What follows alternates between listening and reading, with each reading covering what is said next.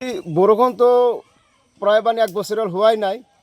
এতিয়া ৰাতি অলপ বৰষুণ পৰাৰ পাছতে আমাৰ এইখন পুৰণীয়া ৰাস্তা যেটো এইটো ৰাস্তা মানে অলপ পানী পৰি আছিল।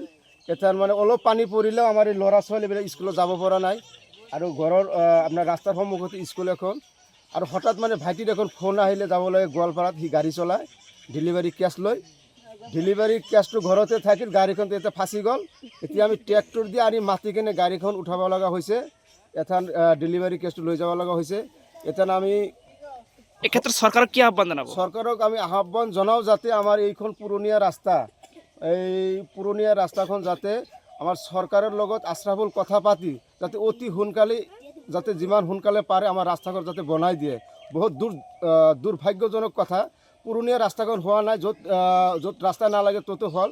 যিটো পুৰণীয়া গাঁওবাসী আছে, বসতি কৰি আছে, সেইবিলাক মানুহে ওলাবই পৰা নাই।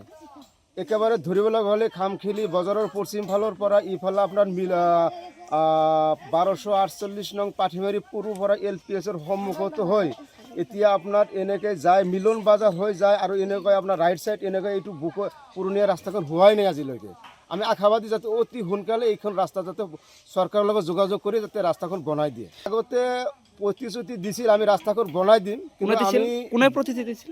আশ্ৰাফুল হুছেইন MLA হোৱাৰ আগত আহিছিল, গাঁওবাসীৰ লগত কথা পাতিছিল যাতে আমাক ভোট দিয়ক, আমি এইখন ৰাস্তা ঘাট আমি বনাই দিম পুৰণীয়া ৰাস্তা। বিধায়ক হোৱাৰ পাছৰ পৰাই আমাৰ ইয়াতে অহাও নাই, খালি ফেচবুকত দেখা পাওঁ যে ফেচবুকৰ বিধায়ক আমি আমাৰ ইফালে আশ্ৰাফুল হুছেইন এখন দমকলো হোৱা নাই, তাৰপিছত মাটিও ইয়াতে পৰা নাই। এতিয়ালৈকে এই ৰাস্তাটোতে অহা নাই। এতিয়া এইখন ৰাস্তা আশ্ৰাফুল হোৱাৰ পাছৰ পৰা অহাই নাই। প্ৰতিশ্ৰুতি দিয়াৰ পাছত আৰু ক'ত আহিব?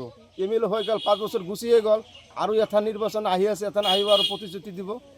এইখনৰ চৰকাৰৰ লগত আশ্ৰাফুল হুছেইন বিধায়ক হৈ কিনে আমাৰ এখন কাম কৰিব পৰা নাই। ধন্যবাদ।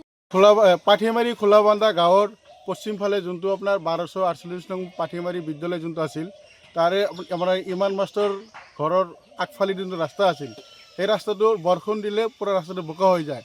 আমি মানে খোজকাঢ়ি যাব নোৱাৰোঁ, ইমান বেয়া ৰাস্তা এইটো। বিধায়ক আশ্ৰাফুল যেতিয়া প্ৰথম ইলেকশ্যন খেলিলে তেতিয়া এটা আহিছিল, আহি কিনে ক'লে আমাক ভোট দিয়ক, আমাক জিতাই দিয়ক, প্ৰথমে এইটো ৰাস্তা বনাই দিম।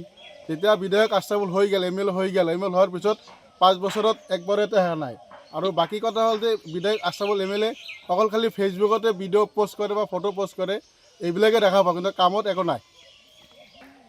এতিয়ালৈকে ৰাস্তা কোনো কামেই কৰা নাই। এইটো ৰাস্তা বৰষুণ দিছিল যে বৰষুণৰ কাৰণে ৰাস্তা আহিব পৰা নাই। এখন ৰাস্তা পূৰা শ্লিপ কাটি গৈছে, ৰাস্তা পূৰা বৰষুণ বোকা ৰাস্তা, গাড়ী ঠেলিব আনিব পৰা নাই। ট্ৰেক্টৰ আহি আছে, ট্ৰেক্টৰে গাড়ীখন উঠাই দিব আৰু কৰিছিল। এতিয়া মেডিকেল যাব লাগে, ইমাৰ্জেঞ্চি পেচেণ্ট এটা আছিল, যাবই নোৱাৰিলোঁ মই। বস্তুটো ডেলিভাৰী কেছ আছিল এইটো, মানে ডেলিভাৰী লৈ কি গুৱাহাটী যাব নেকি? ডেলিভাৰী লৈ গোৱালপাৰা যাম বুলি ওলাইছিলোঁ আমি, কিন্তু যাব নোৱাৰিলোঁ, উপায় নাই, গাড়ীখন ফাঁচি গ'ল ৰাস্তাত। এতিয়া কি কৰিব? এতিয়া এই আৰু মানে বিধায়ক ক'লোঁ কথাটো আৰু শুনিব যাতে বস্তুটো। ট্ৰেক্টৰ আহি আছে, এতিয়া ট্ৰেক্টৰ দি উঠাব। ট্ৰেক্টৰ দি উঠাম আৰু এতিয়া চৰকাৰ কি আহ্বান জনাব? চৰকাৰ আহ্বান জনাওঁ মুখ্যমন্ত্ৰী এইটোৱে আহ্বান জনাওঁ আমি যে আমাৰ ৰাস্তা ঘাট বনাই দিয়ে আৰু আমাৰ MLA যাতে বস্তুটো কয় আৰু মানে এনেকুৱা কথা আৰু। যিকোনো খবৰৰ বাবে যোগাযোগ কৰক আমাৰ এই নম্বৰত 9181 307 221।